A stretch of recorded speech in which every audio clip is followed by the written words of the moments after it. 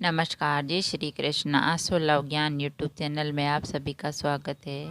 Friends, आप सभी जानते हैं दिवाली के एक दिन पहले जो है नरक चतुर्दशी मनाते हैं। तो ये नरक चतुर्दशी क्यों मनाते हैं, इसकी पौराणिक कथा क्या है और नरक चतुर्दशी है वो क्या है। कार्तिक मास के कृष्ण पक्ष की चतुर्थी तिथि को नरक चतुर्थी तिथि मनाई जाती है। इस पर्व को रूप चौदस भी कहते हैं। नरक चतुर्दशी, छोटी दिवाली, नरक निवारण चतुर्दशी अथवा काली चौदस के नाम से भी जाना जाता है, जो दिवाली के एक दिन पहले आती है। अमावस की दिवाली होती है और चतुर्दशी को जो होती है ये नरक चतुर्दशी। तो इस साल की जो नरक चतुर्दशी का पर्व है 11 और 12 नवंबर को है। यह पर्व जो दिवाली से एक दिन पहले और धनतेरस के एक दिन बाद मनाया जाता है। तो सूर्योदय से पूर्व स्नान करके यम तर्पण एवं शाम के समय दीपदान का बड़ा महत्व है और यह काफ़ी महत्वपूर्ण त्योहारों में से एक है। तो नरक चतुर्दशी के पर्व को मनाने के लिए एक कथा है, एक रोचक कथा है, वो हम आपको बताते हैं।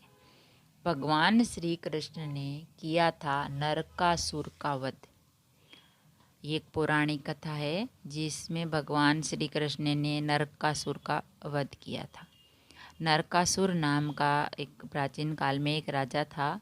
राक्षस ने अपनी शक्तियों, वह राक्षस था, नरकासुर नाम का राक्षस था।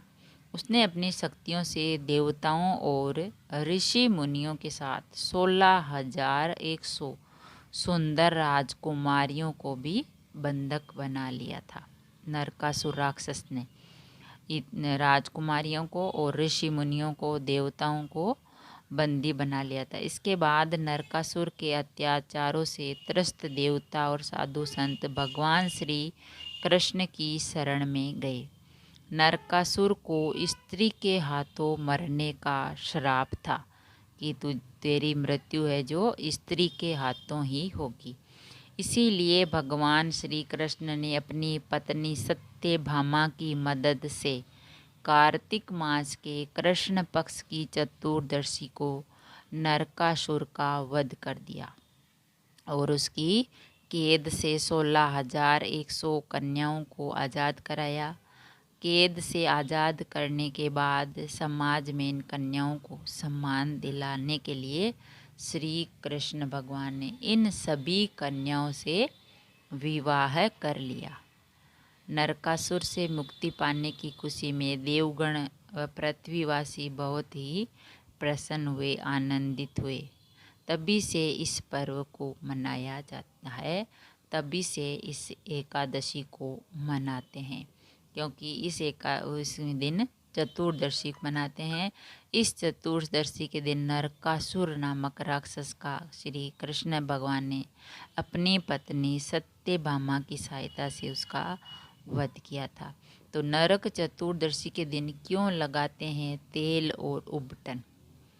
ऐसे कहा जाता है कि जब श्री कृष्ण ने नरकासुर राक्षस का वध किया था तो वध करने के बाद उन्होंने तेल और उपटन से स्नान किया।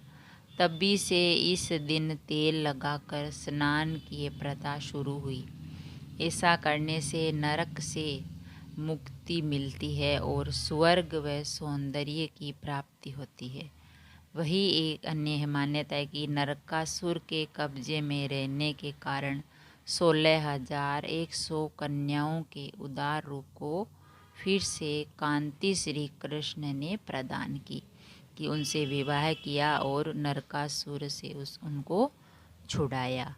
और महिलाएं उपटन लगाकर श्रृंगार करती है।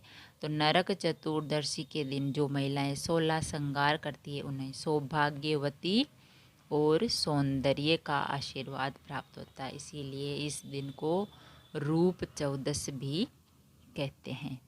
तो इसीलिए मनाई जाती है नरक चतुर्दशी को, रूप चौदस भी कहते हैं। इस दिन महिलाएं श्रृंगार करती है और इस दिन श्री कृष्ण भगवान ने अपनी पत्नी सत्यभामा की सहायता से नरकासुर राक्षस का वध किया था और देवताओं को, ऋषि मुनियों को और कन्याओं को छुड़ाया था।